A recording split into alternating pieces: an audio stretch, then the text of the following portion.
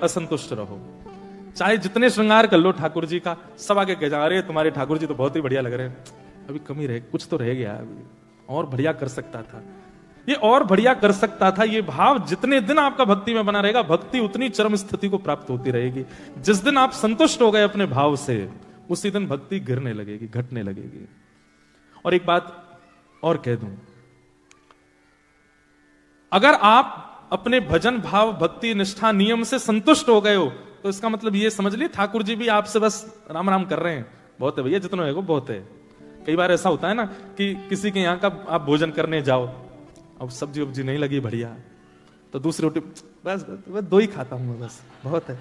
अब आप श्रम मत कीजिए, क्यों, सब्जी बहुत अच्छी है, इतनी अच्छी, मुझे रेसिपी लिख के देखना, अपनी पत्नी से कहूंगा वो भी बनावे, पर आप दो ही दे दीजिए बस, इससे अधिक नहीं। अब बच्चा करना पड़ता है ना, तो आपको भी लग जाता है अच्छा लगा बेचारे को, लेकिन क्या करें, दो ही खाता है बस। फिर बाहर निकल के रेस्टोरेंट से फिर कुछ मंगाएगा, यार भूख लग रही है, अधूरा छोड़ के आया हूं, उसको बुरा ना लगे इसलिए बोल के आया कि पूरा। ऐसे ही ठाकुर जी करते हैं। फिर आपको जब संतुष्टि का अनुभव होने लग जाए तो ये समझ जाइए ठाकुर जी वही वाली हरकत कर रहे हैं, बस बहुत है, इतने में ही खुश हूं मैं, तुम इतना ही रहने दो। लेकिन आपको नित्य अपनी सेवा में अपूर्णता लगती है कि नहीं, कुछ रह गया, अभी हुआ नहीं, और अच्छा हो सकता था, और बढ़िया, तब समझो ठाकुर जी भी अभी आपकी सेवा से और चाहते हैं, और दो, और करो, और बढ़िया, पर प्रसन्न है, इसीलिए वो असंतुष्टि का भाव बना हुआ है। देखो, एक होती है कि नाम जब आप कर रहे हो, आपने नियम लिया 16 माला करनी है मुझे, तो 13-14 माला होने के बाद फिर देख रहे हैं भीतर कितनी और रह गई यार, ये आज तो पूरी नहीं हो रही है। ऐसी स्थिति जब हो जाए तो समझ जाओ कि नाम भगवान भी कह रहे हैं, काय को परिश्रम कर रहा है, छोड़ दे।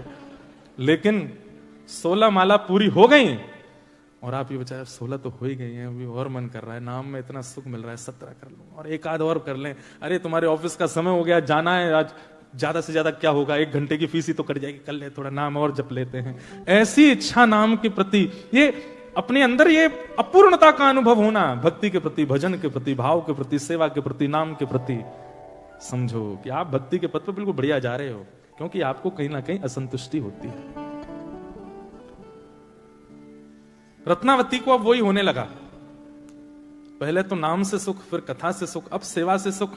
लेकिन अब सेवा करते करते भी रत्नावती अपनी दासी को बोलती है, मेरे को ऐसा क्यों लगता है कि कुछ रह रहा है, जबकि रानी, हम आप लोग तो जैसी सेवा करते होंगे, रानी तो हम तो पुष्प के बंगले बनाते होंगे, वो तो नगों के बंगले बनाती थी, वो तो मणियों के बंगले बनाती थी, वो तो ठाकुर जी के लिए सोने चांदी के थाल में भोग लगाती थी, किसी भी प्रकार की कोई कमी नहीं छोड़ती थी सेवा में, लेकिन फिर भी उसको अपूर्णता का अनुभव होता था, क्योंकि ठाकुर जी उसको स्वीकार कर रहे हैं ना, इसलिए उसके मन में और कुछ करने की इच्छा, और भाव, और भाव। तब दासी ने कहा,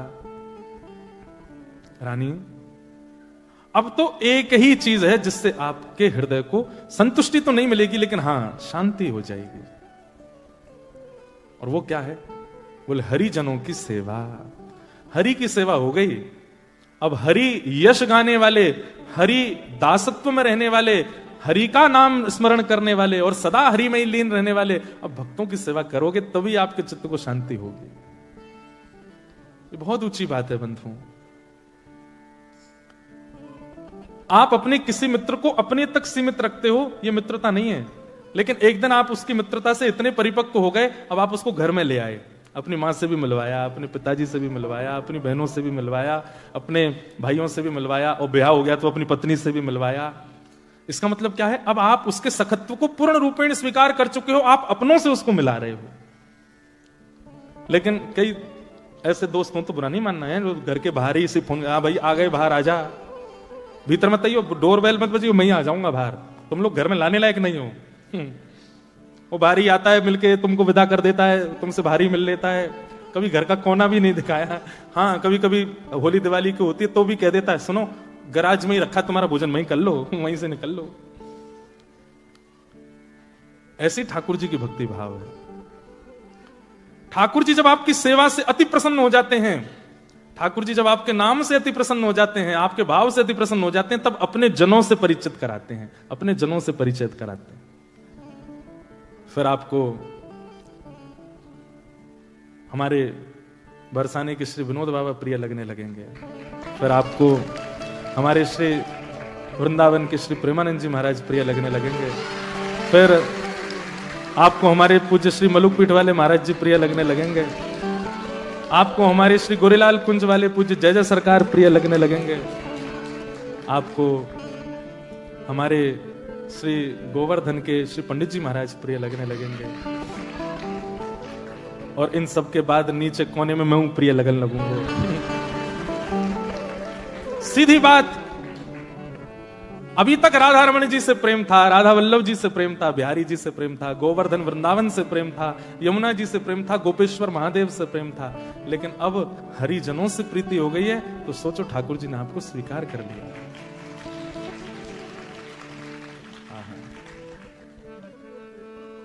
आप ये बजा देते हैं और फिर मेरा गाने का मन करता है।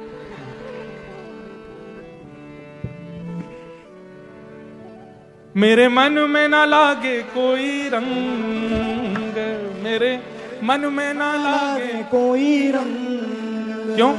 मैं तो रहूं संतन के संग, मैं तो रहूं संतन के संग, ओ मैं तो रहूं रसिकन के संग, मैं तो रहूं रसिकन के संग। देखो एक वो ना इंस्टाग्राम पे एक रील आती है कई बार, तो इसमें ऐसे कभी कभी बच्चे बना के डालते हैं कि अगर हमारे पार्टनर को इसके आगे की लाइन नहीं पता तो उससे ब्याह करना बेकार है।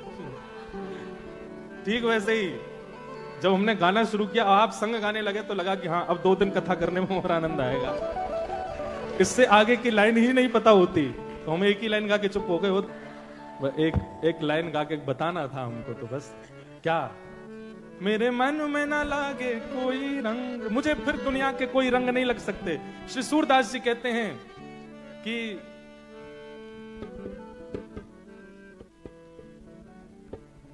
कृष्ण रंग अगर चढ़ गया, सूरदास काली कामर पे चढ़े ना दूजो रंग। अगर कृष्ण रंग चढ़ गया हो, कृष्ण के हरिजनन को रंग चढ़ो, फिर संसार में आप चाहे जहां चले जाओ, हमको आप दुबई ले जाओ, हमको ऑस्ट्रेलिया ले जाओ, अमेरिका ले जाओ, कनाडा ले जाओ, स्विट्जरलैंड ले जाओ, हम फिर भी घूम फिर के ऐसे ही रहेंगे। क्यों? क्योंकि हरिजनों का संग करते हैं, हरिदासों का संग करते हैं, हरिभक्तों का संग करते हैं। नहीं तो लोग, माँ अपने बेटे को पढ़ने भेजती है ऑस्ट्रेलिया, जब गया था बड़ा सीधा सरल बेचारा सौम्य, 5 साल बाद जब अपनी पढ़ाई करके लौटा, जे कड़े बाल उसके बीच में, यहाँ से कटाकदार बिल्कुल वो दाढ़ी, यहाँ पे वो पहन लेते हैं, क्या बोलते हैं उसको, अंगूठी नहीं, वो क्या बोलते हैं, अरे हाँ जो भी, यहाँ पहन लेंगे, इधर टैटू लगवा रखे हैं यहाँ पे सबरे, और विचित्र सा हो गया, बदल गया। क्यों? संतों का रंग नहीं लगा था। इसलिए हम तो बच्चों, हम पता एक बात, हम विदेश में रहने वाले माता पिताओं से कहते हैं कि अगर विदेश में रहते हो तो कम से कम घर पर बच्चों को अपने धर्म से, अपने परंपराओं से अवगत कराते रहो। और यदि संभावना बन सके, यदि आपसे हो सके, तो कम से कम स्कूल तक की पढ़ाई बच्चों को भारत में ही करा दो। बच्चों को 18 साल तक भारत में ही रहने दो और वृंदावन, अयोध्या, काशी आदि आदि ले जाते रहो। बच्चे बिगड़ेंगे नहीं। यहां तो फिर बदल जाता है माहौल। उनको संतों का रंग लगवा देंगे तो आप दुनिया के किसी भी कोने में उनको ले जाओ, वो बदलेंगे नहीं। हर स्थिति में वो निभा लेंगे स्वयं को और जैसे हैं वैसे बने रहेंगे। नहीं तो बच्चों का स्वभाव बदल जाता है, लोगों का स्वभाव बदल जाता है। तो रत्नावती के जीवन में पहले नाम आया, उसके बाद कथा आई, फिर ठाकुर जी आए। लेकिन तब भी चित्त में वो अपूर्णता बनी हुई थी और उस अपूर्णता की पूर्णता के लिए अब ठाकुर जी ने हरिजन भेजे। हरिजन, एक बात याद रखिएगा, कथा अच्छी लगती है, ठाकुर जी अच्छे लगते हैं, नाम अच्छा लगता है, कीर्तन अच्छा लगता है, लेकिन हरिजनों के प्रति ऐसी श्रद्धा नहीं प्रकट होती। हाँ ठीक है, कथा सुनने तक हम सीमित हैं, लेकिन हमको ऐसी कोई विशेष इनसे लगाव नहीं, आकर्षण नहीं है। आकर्षण होना भी नहीं चाहिए, पर एक विशेष प्रकार की उनके प्रति प्रीति हो जाए तो समझो ये ठाकुर जी की कृपा है। 32 सेवा अपराध हैं, इन पर मैं प्रकाश डालूंगा कथा में। 32 प्रकार के सेवा अपराध हैं। उनमें एक सेवा अपराध पता है क्या है? आप अपने ठाकुर जी की सेवा कर रहे हैं और उस समय कोई हरि भक्त आपके घर आ जाए तो आप उस हरि भक्त को अटेंड ना करके सेवा में ही लगे हुए हैं। इसे कहते हैं बैठा दो इनको, मैं अभी सेवा में हूं। ठाकुर जी कहते हैं मेरे वस्त्र आधे ही छोड़ के पहले जाओ, पहले उससे मिल के आओ। मेरा जन कोई आया है, पहले उसको बैठाओ। हम एक प्रसंग सुनाते हैं कि एक बार वृंदावन से कुछ लोग जगन्नाथपुरी यात्रा पर गए। तो उस समय की बात, जब फोन नहीं होते थे, गाड़ियां नहीं होती थी, रोड नहीं थे, इतनी व्यवस्थाएं नहीं थी। वृंदावन से पुरी जाने में 2-3 महीने लग जाते थे लोगों को, बैलगाड़ी से जाते थे। तो कहते हैं कि एक दिन महाप्रभु जी इतने प्रसन्न, जगन्नाथ जी का श्रृंगार चल रहा था और इतने में ही देखा पुजारियों ने कि जगन्नाथ जी ऐसे झूम रहे हैं। तो पुजारी जी बोले, जय जय, कहा है गो, ऐसे मचल क्यों रहे हो आप? बोले कि मुझे बड़ी प्रसन्नता हो रही है। क्यों? आज आपका भोजन बहुत अच्छा बना है इसलिए, आज आपका श्रृंगार बहुत अच्छा हुआ है, आज आपकी सेवा बहुत बढ़िया हुई है इसलिए। बोले नहीं, आज वृंदावन से कुछ ब्रजवासी मेरे दर्शन के लिए जगन्नाथपुरी आ रहे हैं और ये सोच सोच के मैं बहुत प्रसन्न हो रहा हूँ, मुझे बड़ी प्रसन्नता हो रही है, मैं बड़ा आनंद में भर रहा हूँ। सुनो, उनके लिए व्यवस्था कर देना, उनके लिए भोजन बनवा देना, उनको आने में 2-2.5 महीने लगेंगे अभी, उनके आने से पहले सब इतना व्यवस्थित कर देना कि उनको किसी भी प्रकार की कोई दिक्कत ना हो। इतना प्रेम ठाकुर जी करते हैं अपने हरिजनों से।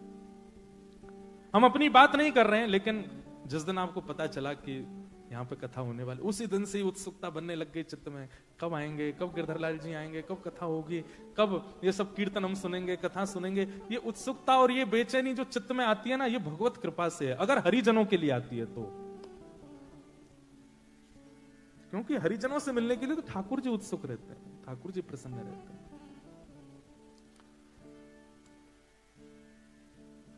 हरिजन वृत्रासुर जो ये बात कह रहा है, इसकी बातों में कोई चिकनी चुपड़ी बात नहीं कि ठाकुर जी को रिझाने के लिए बोल रहा है। ये भक्त का स्वरूप होना चाहिए। ठाकुर जी को बाद में मांगे, पहले हरिजनों को मांगे। पहले मैं लायक तो बन जाऊं आपके, और लायक मुझको वही बनाएंगे जो आपके हैं। हमारी हरिदास परंपरा में राधे राधे नहीं बोलते, क्या बोलते? कुंज बिहारी श्री हरिदास। क्या बोलेंगे? हमारी हरिवंश परंपरा में क्या बोलेंगे? श्री हरिवंश। क्यों? आचार्यों का नाम क्यों बोलते हैं, ठाकुर जी का नाम क्यों नहीं बोलते? कई लोगों के मन में प्रश्न आता है। मैं बोलता हूं अपनी कथा में कि भाई, इन परंपराओं में आचार्यों का नाम लेने की बात इसलिए कही जाती है कि आचार्यों की सन्निधि ही भगवत सन्निधि के लायक बनाएगी। जब तक हम आचार्यों की सन्निधि नहीं लेंगे, कैसे भगवत सामीप्य प्राप्त हो?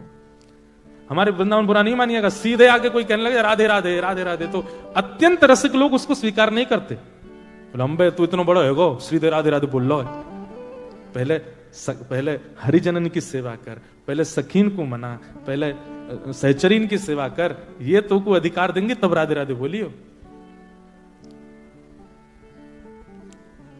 दासानुदासो भवतास्म भूय।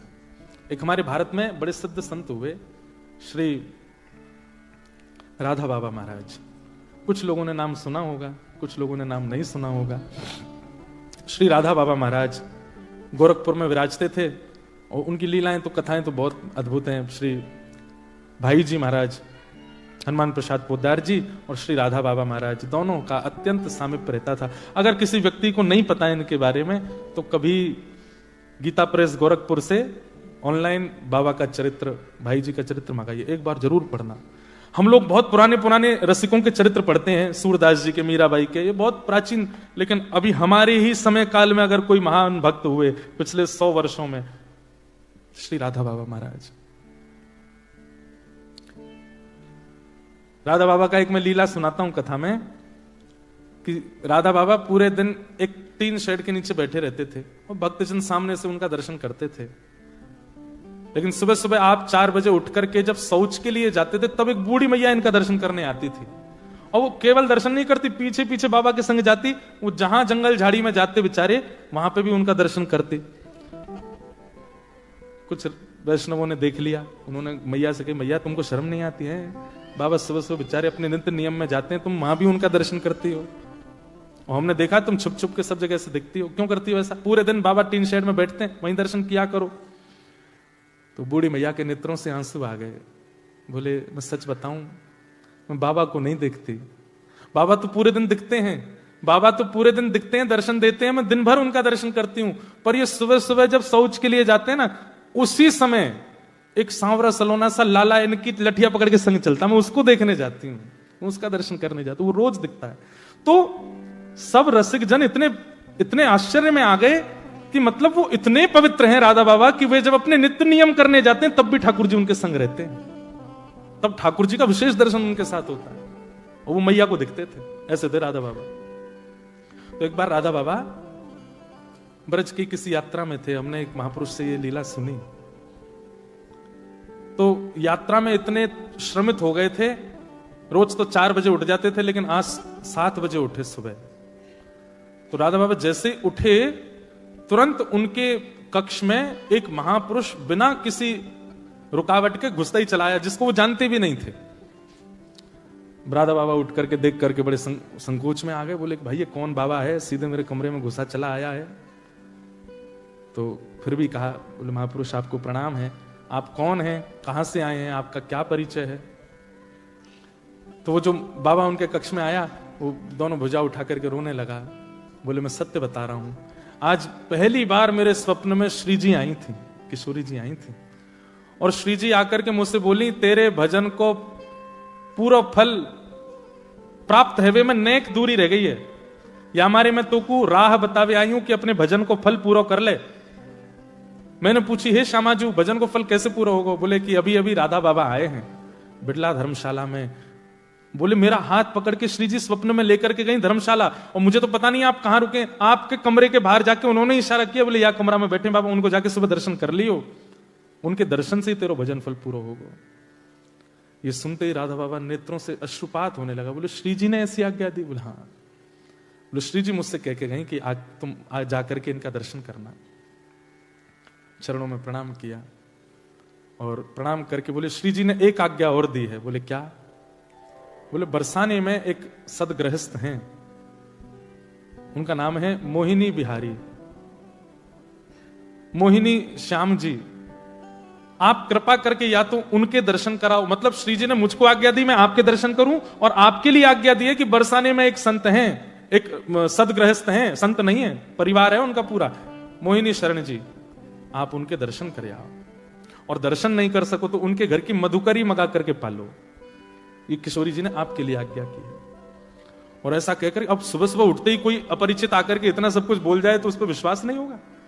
और ऐसा कहते तुरंत वो बाबा वहां से प्रस्थान किए। राधा बाबा महाराज तुरंत दौड़ करके अपनी छत पर गए देखने के लिए कि ये जाएगा किस तरफ। तो देखा वो दोनों भुजा उठा करके नेत्रों से अश्रुपात वृंदावन की ओर दौड़ा। उसकी स्थिति बता रही थी कि वो झूठ नहीं बोल रहा है। राधा बाबा महाराज ने